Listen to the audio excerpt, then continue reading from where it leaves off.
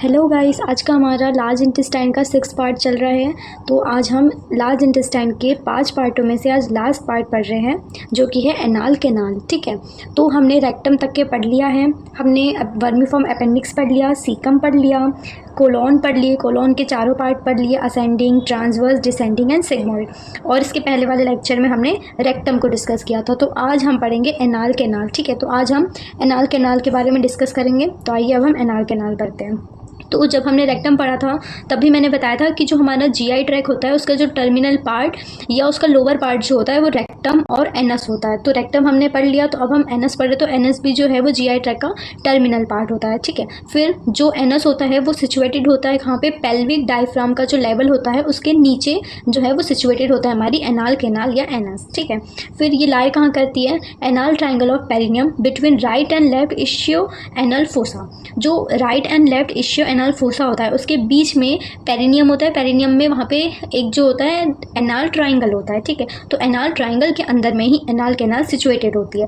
फिर इसकी लेंथ जो है ये 3.8 सेंटीमीटर बीटी चौरासिया में दी है। अदर रिफ्रेशंस में अगर आप देखेंगे तो इसकी जो लेंथ है वो एग्जैक्ट 4 सेंटीमीटर लॉन्ग भी बताई गई है, बट इसमें बीटी चौरासिया में 3.8 सेंटीमीटर दी है। ठीक है, देन ये एक्सटेंड कहाँ से करता है, तो एनोरेक्टल जंक्शन से एनस तक के करता है। ठीक है, फिर इसकी अगर हम डायरेक्शन देखें तो जो हमारा रेक्टम होता है वो डाउनवर्ड एंड फॉरवर्ड आता है। ठीक है, लेकिन वही हमारा जो एनाल कैनाल है वो डाउनवर्ड एंड बैकवर्ड चला जाता है। ठीक है, तो ये चीज़ याद रखनी है कि रेक्टम जो है उसके कोर्सेज अलग है, वो फॉरवर्ड जाता है लोअर पार्ट में, लेकिन जो हमारा एनस है वो बैकवर्ड चला जाता है। ठीक है, उसके बाद में 2 इंस्पिंस्टर हैं जो कि एनस में प्रोवाइड होते हैं। तो क्या होता है कि जो इनर वाला जो होता है वो इनवॉलेंट्री नेचर का होता है और जो आउटर वाला होता है वो वॉलेंट्री नेचर का होता है। तो ये जो सारी बातें जो मैंने बताई है अभी तक के, ये सारी जो है एनाल कैनाल की है। ठीक है, अब एनस की बात करते तो एनस क्या है कि सपोज जो हमारा ट्यूब है, तो मैंने देख लिया कि ये हमारा एक ट्यूब है, तो ये हो गई हमारी एनाल कैनाल। ठीक है, ये एनाल कैनाल होगी। अब यहाँ से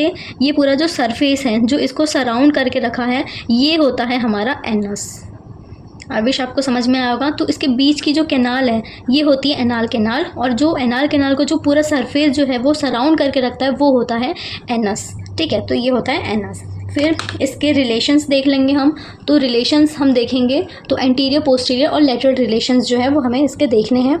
तो एंटीरियर रिलेशन हम देखें एनाल कैनाल का, तो अगर हम दोनों सेक्स में देखें तो दोनों सेक्स में कॉमन क्या होता है, पेरिनियल बॉडी। पेरिनियल बॉडी जो होती है मेल और फीमेल दोनों में होती है, और मेल में एक्स्ट्रा क्या होता है, एंटीरियर साइड में जो मेम्ब्रेनियस यूरेथ्रा होता है और बल्ब ऑफ पेनिस, ये मेल में एक्स्ट्रा होता है। ठीक है, और फीमेल्स की बात करें तो वेजाइना का जो लोअर एंड होता है वो आ जाता है। ठीक है, एंटीरियर पार्ट में। देन पोस्टीरियर की बात करें तो पोस्टीरियर पार्ट में एनोकॉक्लिजियल लिगामेंट प्रेजेंट होते हैं and tip of the coccyx present होती है। ठीक है, फिर लेटरल रिलेशन देखें तो इश्यो एनाल फोसा जो है ये प्रेजेंट होता है। और अगर ऑल ओवर एरिया में देखें तो एनाल कैनाल जो है वो पूरे जो इंस्पिंस्टर मसल्स होती है उसको सराउंड करती है और एनाल कैनाल को क्लोज करने का काम करती है। ठीक है, तो ये एनाल कैनाल के रिलेशंस हो गए। अब हम पढ़ेंगे इसके anterior to the anal canal. ठीक है, मैं आपको जितना बता रही हूँ आपको उतना समझना है, क्योंकि हमें ये जो एनाल कैनाल जो टॉपिक है अगर ये एग्जाम में आ भी गया तो ये 5 मार्क्स के लिए आएगा। तो आपको इसका डायग्राम बनाना है और ये 1 पेज नोट जो है वो सफिशिएंट है। इसके पीछे इसकी एड्रियल सप्लाई, वेनस ड्रेनेज, ये सारी चीज़ें भी आ जाएगी, तो इतना इनफ है 5 मार्क्स के लिए। ओके, तो अब हम इसका इंटीरियर वाला देख रहे हैं। बुक में बहुत सारा दिया है, इतना सारा हमें नहीं देखना है, तो सिर्फ इतनी चीज़ें देखनी है जितना बता रही हूँ, जितने पॉइंट्स बता रही हूँ। डायग्राम में जितनी चीज़ कवर हो जाएगी आपको उतना बस देखना है। ठीक है, तो anterior of the anal canal है, इसके 3 पार्ट्स होते हैं, upper part, middle part and lower part. जो अपर पार्ट और मिडिल पार्ट होता है ये 15 mm लॉन्ग होते हैं। ठीक है, और जो लोअर पार्ट होता है ये 8 mm का होता है। तो ये इस टाइप का कुछ डायग्राम है जो कि एनाल कैनाल के अंदर का होता है। ठीक है, तो इसका जो अपर पार्ट होता है, इतना पार्ट जो है इसका अपर पार्ट है 15 mm का। सेकंड पार्ट जो है मिडिल पार्ट वो भी 15 mm का इतना होता है, और 8 mm का इतना सा पार्ट होता है। ठीक है, तो ये 3 पार्ट्स होते हैं जो कि एनाल कैनाल के इंटीरियर में होते हैं। तो अब हम इसके अपर पार्ट की अगर हम बात करें तो इस चीज़ में क्या चीज़ इंपॉर्टेंट है, पहला चीज़ तो ये कि जो अपर पार्ट है पॉइंट्स नोट करते जाओ। मैंने नहीं किया है क्योंकि मैं आपको समझाऊंगी, तो आपको पॉइंट्स जो है वो 2-4 चीज़ें आपको याद रखनी है। तो अपर पार्ट में उसके स्पेशलिटीज़ अगर हम लिखें तो 15 mm लॉन्ग होता है, लाइंड होता है कहाँ से, म्यूकस मेम्ब्रेन से लाइंड होता है, और इसका जो ओरिजिन होता है इंडोडर्मल इन ओरिजिन होता है। ठीक है, अब बात करते हैं इसके जो म्यूकस मेम्ब्रेन है उसमें क्या क्या चीज़ें प्रेजेंट होती है। तो यहाँ पे आपको कुछ कॉलम्स लाइक दिख रहे हैं, तो यहाँ पे वर्टिकल दिख रहे हैं, सीधे खड़े हैं, तो ये वर्टिकल कॉलम्स है। ये 6 से 8 इन नंबर्स हो सकते हैं। इन वर्टिकल कॉलम्स को फोल्ड्स भी बोलते हैं, ठीक है। तो 6 to 10 जो है वो वर्टिकल कॉलम्स जो है इसमें प्रेजेंट होते हैं, और इस कॉलम्स को ही हम कहते हैं एनाल कॉलम्स ऑफ मॉर्गेंगी, ठीक है। ये जो कॉलम्स दिख रहे हैं इसी को हम कहते हैं एनाल कॉलम्स ऑफ मॉर्गेंगी, ठीक है। फिर ये जो एनाल कॉलम्स ऑफ मॉर्गेंगी है ये कंटेन करती है रेडिकल्स। अब यहाँ पे आपको रेड सी स्पार्कल्स दिख रही है, तो ये जो है ये रेडिकल्स हैं, और ये रेडिकल्स कहाँ से, सुपीरियर रेक्टल वेन्स के हैं, ठीक है। तो ये एक पॉइंट हो गया। फिर दूसरा पॉइंट अगर हम देखें तो यहाँ पे देखो नीचे में देख रहे हो कि ये जो वर्टिकल कॉलम्स हैं ये नीचे में यूनाइट हो रहे हैं, तो ये जो यूनाइट हो रहे हैं ना इसको हम कहते हैं एनाल वॉल्व, ठीक है। ये एनाल वॉल्व जो है एनाल कैनल्स के यूनाइटेड होने से होता है, और इसीलिए हम इसको एनाल वॉल्व्स कहते हैं। फिर इन एनाल वॉल्व्स के इसमें ये जो वाइट वाला जो स्पेस दिख रहा है सबके बीच में, तो ये जो है ये इसके हम कहते हैं एनाल साइनस। तो ये एनाल साइनस है जो कि एनाल कॉलम्स के बीच में डिप्रेशन है, इसी को हम इसलिए साइनस कहते हैं, ठीक है।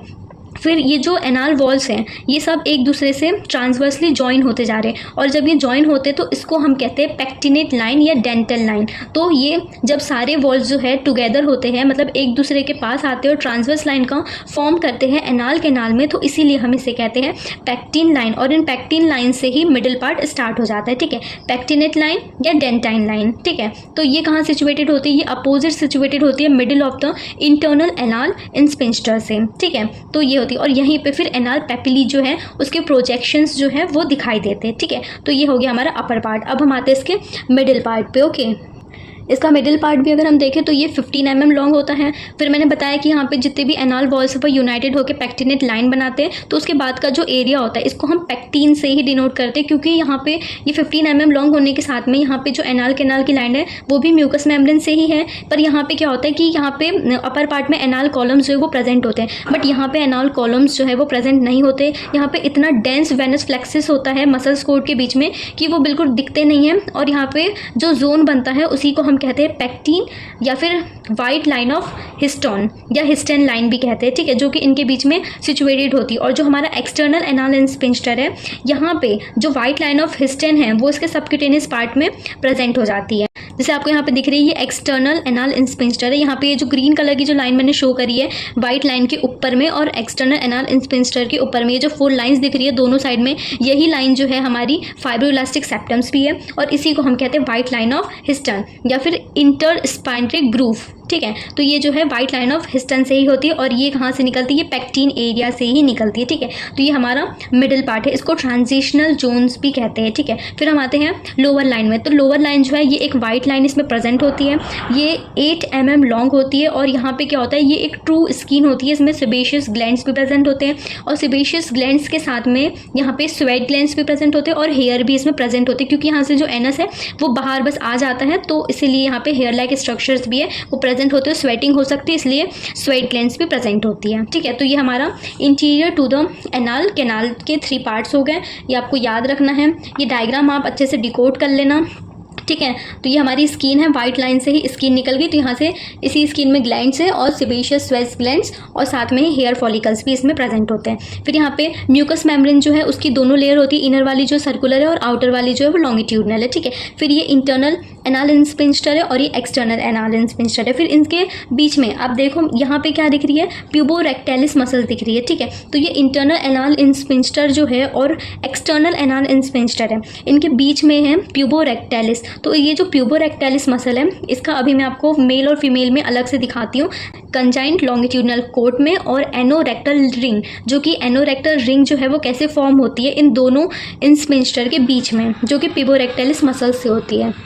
मस्कुलेशन ऑफ एनाल कैनाल पढ़ेंगे तो एनाल इंस्पिंस्टर जो है 2 होते हैं, इंटरनल एनाल इंस्पिंस्टर और एक्सटर्नल। हमेशा याद रखना जो इंटरनल वाला होगा वो हमारा जो है इनवॉलेंट्री नेचर का होगा, और जो एक्सटर्नल वाला होता है वो हमेशा वॉलेंट्री होगा, क्योंकि हमारी जब इच्छा होगी तभी हम उसको एक्सक्रेट आउट करेंगे। अगर हमारे पास में कभी कोई सिचुएशन ऐसी आती है कि हमें होल्ड करना पड़ता है, हमें यूरिन होल्ड करना पड़ता है, हमें फीसेस होल्ड करना पड़ता है, तो ऐसे सिचुएशन में जो एक्सटर्नल एनाल इंस्पिंस्टर है ये काम आते हैं, और क्योंकि ये वॉलेंट्री होते हैं, ये हमारी इच्छा की अनुसार ही काम करते हैं। और जो इंटरनल वाले होते हैं वो बॉडी के अकॉर्डिंग करते हैं, उनका जो टाइम ड्यूरेशन रहेगा, जो हम फूड लेते हैं अगर वो हैवी होगा तो वो लेट होगा, अगर वो ठीक है, अगर लाइट वेटेड है तो वो जल्दी हो जाएगा पास आउट, लेकिन वो अपने नेचर के अकॉर्डिंग वो आ जाता है, आगे प्रोसेस हो जाती है। लेकिन एक्सटर्नल एनाल इंस्पिंस्टर जो है ये जब मेन की इच्छा होती है वो तभी आ सकता है, ठीक है, बाहर। तो आपको याद रखना है इंटरनल वाला इनवॉलेंट्री होगा और एक्सटर्नल वाला वॉलेंट्री होगा, ठीक है। तो अब है हमारे पास में कंजॉइंट लॉन्गिट्यूडनल कोड, तो मैं इसी की बात कर रही थी। तो ये कैसे फॉर्म होता है? It is fused by fusion of puborectalis with longitudinal muscle coat of rectum at anorectal junction. अभी क्या देख रहे हैं हम? Anorectal junction. तो ये किसके बीच में बनता है? इंटरनल और एक्सटर्नल इंस्पिंस्टर के बीच में। अभी मैंने बताया था ये इंटरनल वाला है और ये एक्सटर्नल वाला है, इनके बीच में प्यूबोरेक्टैलिस मसल है। तो यहाँ पे क्या बोल रहा है? इन दोनों इंस्पिंस्टर के बीच में यहाँ पे एनोरेक्टल रिंग बनती है। तो ये एनोरेक्टल रिंग जो है ये किससे बनती है? प्यूबोरेक्टैलिस मसल्स किसके साथ में? लॉन्गिट्यूडनल मसल्स कोड किसके? रेक्टम की, वो ही मिलकर के बनाती है एनोरेक्टल रिंग। अब मैं दिखाती हूँ मेल और फीमेल में कैसी होती है, ठीक है। तो मैं इसकी बात कर रही थी कि अगर मेल की बात है तो ये जो एनोरेक्टल रिंग है इसमें जो प्यूबोरेक्टैलिस मसल है ये जो होगी ये यहाँ पे इंटरनल से कनेक्ट नहीं होगी वो थोड़ा, लेकिन एक्सटर्नल वाले से प्रॉपरली कनेक्ट होगी और ये इसके लॉन्गिट्यूडनल फाइबर्स है और ये एक्सटर्नल एनाल इंस्पिंस्टर के अपर मोस्ट फाइबर्स है, ठीक है। मेल में ऐसा स्ट्रक्चर रहेगा और फीमेल में ऐसा स्ट्रक्चर रहेगा। ये वाला जो है एक्सटर्नल एनाल इंस्पिंस्टर से रहेगा और ये इंटरनल एनाल इंस्पिंस्टर से भी रहेगा और जो प्यूबोरेक्टैलिस मसल है वो थोड़ा सा उसका कर्व जो है वो अलग जाएगा और मेल और फीमेल में जो है वो डायग्राम वेरी करेगा। तो आपको याद रखना है मेल वाला डायग्राम कैसा है एनोरेक्टल रिंग का और फीमेल वाला कैसा है, ठीक है। तो ये कंजॉइंट लॉन्गिट्यूडनल कोड का है। एनोरेक्टल रिंग भी यही है, मस्कुलर रिंग है, इसमें एनोरेक्टल जंक्शंस प्रेजेंट होते हैं और यहाँ पे यही चीज़ बताया कि ये किसके फ्यूजन से बनी है। तो प्यूबोरेक्टैलिस मसल से बनी है, एक्सटर्नल एनाल इंस्पिंस्टर के अपर मोस्ट फाइबर से बनी है और इंटरनल इंस्पिंस्टर, इन तीनों के फ्यूजन से मिलकर के एनोरेक्टल रिंग का फॉर्मेशन हुआ है, ठीक है। तो आई विश कि आपको ये समझ में आया होगा। अब हम देख लेते हैं सर्जिकल स्पेस। अब सर्जिकल स्पेस क्या है? तो ये जो सर्जिकल स्पेस है ये इन तीनों चीज़ से रिलेट करती है एनाल कैनाल में।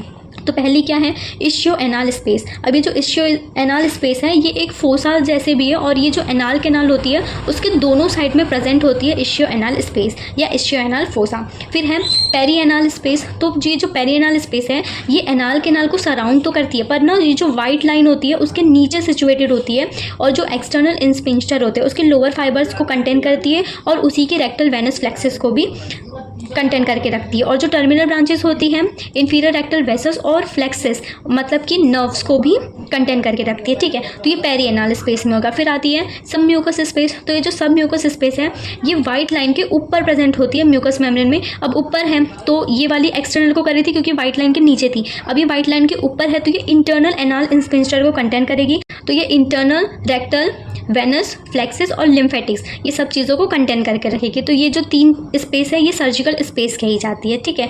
तो ये हो गया। उसके बाद में अब हम आते हैं एट्रियल सप्लाई में। तो superior and inferior rectal arteries present होती हैं। लिम्फेटिक ड्रेनेज देखें तो internal iliac node and superficial inguinal node present होती है। नर्व सप्लाई देखें तो सिंपैथेटिक में L1 L2, पैरासिम्पैथेटिक में S2 S3 एंड S4 आती है, ठीक है। फिर वेनस सप्लाई देखें तो इंटरनल रेक्टल जो वेनस है ये कहाँ से निकलती है? सुपीरियर रेक्टल वेन से। फिर एक्सटर्नल रेक्टल वेन ये सुपीरियर और इन्फीरियर मेसेंट्रिक वेन से निकलती है, ठीक है। फिर एनाल वेन्स प्रेजेंट होती है तो ये इन्फीरियर रेक्टल वेन से निकलती है। तो ये इसका एट्रियल सप्लाई हो गया। ये जनरल इंट्रोडक्शन है। इसके बाद मैंने आपको बताया था कि हम रेक्टम और एनस का कंबाइन में एक एट्रियल सप्लाई, वेनस ड्रेनेज और लिम्फेटिक सिस्टम भी वहाँ पे हम लोग डिस्कस करेंगे, ठीक है। तो अभी मैं थोड़ा इसके बारे में अप्लाइड एस्पेक्ट्स बता देती हूँ। तो अप्लाइड एस्पेक्ट जो होते हैं तो सबसे पहले जैसे कि अगर एनस में कुछ प्रॉब्लम हो गई है तो क्या होगा? पाइल्स हो सकते हैं, ठीक है। तो पाइल्स कैसे होंगे? दो टाइप के पाइल्स होते हैं, एक होता है एक्सटर्नल और एक होता है इंटरनल, ठीक है। जो इंटरनल पाइल्स होते हैं उसको हम ट्रू पाइल्स कहते हैं। क्यों? क्योंकि ये ट्रू पाइल्स होते हैं ये इंटरनल रेक्टल वेनस फ्लेक्सस से होते हैं। कैसे होंगे कि ये जो पेक्टिनियल लाइंस होती है उसके ऊपर में होते हैं। और सबसे अच्छी बात कि ये जो इंटरनल पाइल्स होते हैं ना ये पेनलेस होते हैं, मतलब इसमें पेन नहीं होता, लेकिन जब हम इसमें हार्ड स्टूल जब हो जाता है तो ब्लीडिंग आने लगती है, ठीक है। उसके बाद में इसकी पोजीशंस भी होती है प्राइमरी पाइल्स की 3, 7 या फिर 11 o'clock पोजीशंस में भी आता है। तो ये जो है हम लिथेक्टोमी पोजीशन में हम देख सकते हैं कि इंटरनल पाइल्स हो चुका है, ठीक है। फिर दूसरा है एक्सटर्नल पाइल। जो एक्सटर्नल पाइल्स होता है उसको हम फॉल्स पाइल्स भी कहते हैं। क्यों? क्योंकि वो जो होता है ना वो बहुत ज़्यादा पेन होता है उसमें और क्या होता है कि ये जो पेक्टिनियल लाइन होती है उसके नीचे प्रेजेंट होते हैं और इसके जब हम स्टूल में स्टैंडिंग करेंगे तो उसमें ब्लड जो है वो नहीं आता, ठीक है। तो ये पाइल्स हो गया पहला अप्लाइड एस्पेक्ट में। दूसरा हम फिस्टूला देख लेते हैं। तो फिस्टुला इन एनो, जो फिस्टुला होता है तो वो क्या होता है, एबनॉर्मल तरीके से हो सकता है। इसकी 2 कैविटीज़ हो सकती है, एक कैविटी में एक्सटीरियर फिस्टुला ये सब चीज़ें हो सकती है। एनल स्टेनोसिस हो सकता है, एनल एजेनेसिस हो सकती है, मतलब कि फिस्टुला के बिना भी हो सकता है, एनोरेक्टल रीजन्स में प्रेजेंट होते हैं, ठीक है। तो ये सारी चीज़ें इसके अप्लाइड एस्पेक्ट्स में आ सकती है। सो आई विश कि आपको एनस जो है वो समझ में आया होगा, एनाल कैनाल एनस जो मैंने कंबाइन करके पढ़ाया है। सो आज हमारा जो डाइजेस्टिव सिस्टम है ये कंप्लीट हो चुका है, एक बस इसका ब्लड सप्लाई बचा है, तो उसे हम नेक्स्ट वीडियो में कवर कर लेंगे, रेक्टम और एनस का। सो आई विश आपको समझ में आया हो। So thank you for watching.